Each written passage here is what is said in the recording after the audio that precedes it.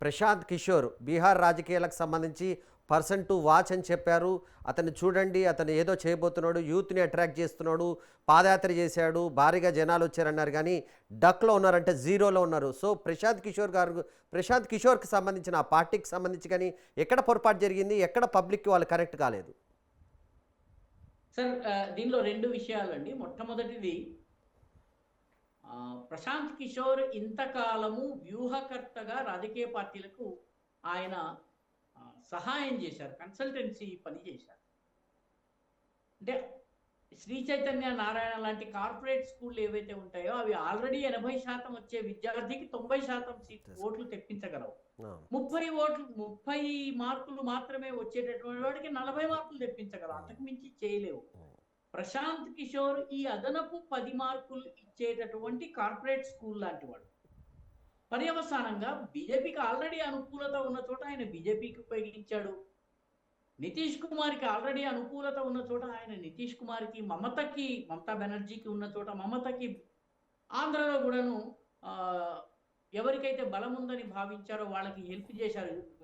జగన్కి ఒక సందర్భంలో హెల్ప్ చేశారు. 2019 ఎన్నికల్లో జగన్కి ఆయన హెల్ప్ చేశారు. ఆల్రెడీ జగన్కి సానుకూలమైన వాతావరణం ఉంది.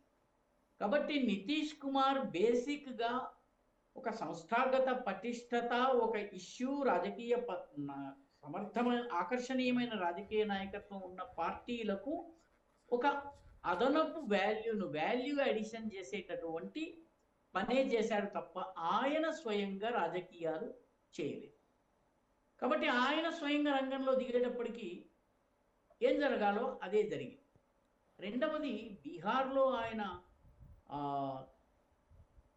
2 సంవత్సరాలు తిరిగారు, చాలా మీటింగులు పెట్టారు, చాలా పని చేశారు.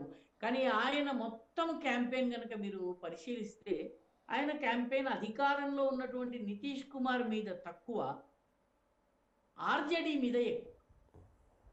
ఆయన ఆర్జేడీ నాయకుడైనటువంటి తేజస్వి యాదవ్ పోటీ చేసే రాఘోపూర్ నుంచి నేను పోటీకి నిలబడతాను. తేజస్వి యాదవ్కి ఎడ్యుకేషనల్ క్వాలిఫికేషన్స్ విషయంలో ఆయన ప్రశ్న చిహ్నాలు లేవనెత్తారు. ఈ రకంగా ఆయన అటాక్ చేయవలసింది ఎప్పుడైనా కూడా అధికార పార్టీని అటాక్ చేస్తేనే మీరు పెరుగుతారు. కానీ ఆయన అపోజిషన్ని అటాక్ చేశారు. దీనివల్ల అపోజిషన్కి నష్టం జరిగింది, ఆయన కూడా ఒక క్రెడిబుల్ ఆల్టర్నేటివ్గా నిలబడలేదు. మూడవ ప్రధానమైన తప్పిదం ఏంటంటే, ఎన్నికల సమయం వచ్చేసరికి ఆయన స్వయంగా ఎన్నికల్లో పోటీ చేయని కారణంగా నేను పోటీ చేయని, నేను ప్రచారం చేస్తాను అని, దాంతో పార్టీకి సగము బలం అక్కడే తగ్గిపోయింది. రెండవది, మా ఎంపికైనటువంటి ఎంపీలు అమ్ముడుపోతారేమో అని చెప్పి ఆయన సందేహం వ్యక్తం చేశారు.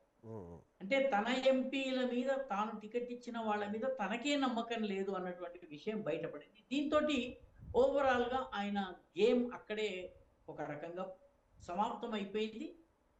అయినప్పటికీ కూడా 2-3 సీట్లు గెలుస్తారేమో అని అన్నటువంటి ఆశ ఉండేది. కానీ ఇప్పుడు వస్తున్నటువంటి ఫలితాలను బట్టి చూస్తే చాలా చోట్ల డిపాజిట్లు 10,000 ఓట్లు కూడా సంపాదించుకోనటువంటి పరిస్థితి ఉంది. అంటే ప్రశాంత్ కిషోర్ ఇంకా చాలా కష్టపడాల్సినటువంటి వాతావరణం ఉంది. ఆయన ఓట్ల శాతం కూడాను 2-3% కన్నా ఎక్కువ ఓట్లు సంపాదించినట్టుగా కనపడలేదు. సీట్లు రాకపోయినా 6-7% ఓట్లు వచ్చుంటే అదో రకంగా ఉండేది. కానీ ఆయన ఒక రకంగా ఈ ఎన్నికల్లో టోటల్ ఫెయిల్యూర్ అయ్యారు. ఇప్పుడు ఆ పార్టీ భవిష్యత్ ఏమిటి, మరొక 5 ఏళ్ళు ఆ పార్టీని నిలబెట్టడానికి కావలసినన్ని వనరులు ప్రశాంత్ కిషోర్ ఎలా పూలప్ చేస్తారన్నది ఒకటి. ఆయన స్వయంగా ఎన్నికల్లో పూర్ పర్ఫార్మింగ్ చేసిన తరువాత ఆయనకు కన్సల్టెన్సీ అవకాశాలు కూడా తగ్గిపోతాయి. రెండవది, బెంగాల్లో ఆయనకు కూడా 2 చోట్ల ఓట్లు ఉన్నాయి. బెంగాల్లోనూ ఓటు ఉంది, ఆ తర్వాత బీహార్లోనూ ఓటు ఉంది. చివరి నిమిషంలో ఆయన బెంగాల్లోని ఓటుని తొలగించుకోవాల్సి వచ్చింది. ఇటువంటివన్నీ మీరు చూసేసరికి ఈయన కూడా అదే తానులోని గుడ్డ అన్నటువంటి అభిప్రాయం ఓటర్లకు కలిగింది. దాంతో ఇప్పుడు పార్టీని 5 సంవత్సరాలు సస్టైన్ చేయడం చాలా కష్టం.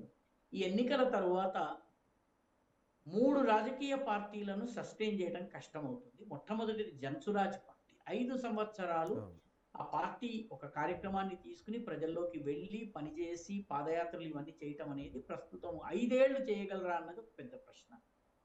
తేజస్వి యాదవ్కి చెందినటువంటి ఈ 20 మంది ఎమ్మెల్యేలు గెలిచారు, ఆ పార్టీ ఉంటుందా అన్నది కూడా ఒక పెద్ద ప్రశ్న.